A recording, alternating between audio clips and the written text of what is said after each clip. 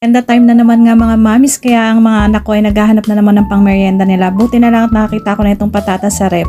Nakatry na rin po ba kayong gumawa na ito mga mamis, yung patatas french fries? Oo, alam ko naman usually talagang patatas yung ginagawang french fries. Pero ito po ba mga mamis, na-try nyo na yung paggawa nito? 3 ingredients lang naman yung gagamitin ko dito mga mamis. Ito nga pong patatas.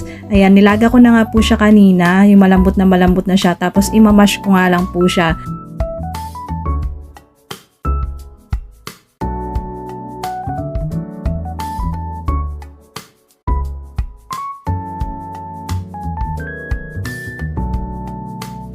After ko nga po mga mamis mamash lahat ng mga potatoes na aking nilaga kanina, ito na titimplahan ko naman po siya ng mga pang seasoning.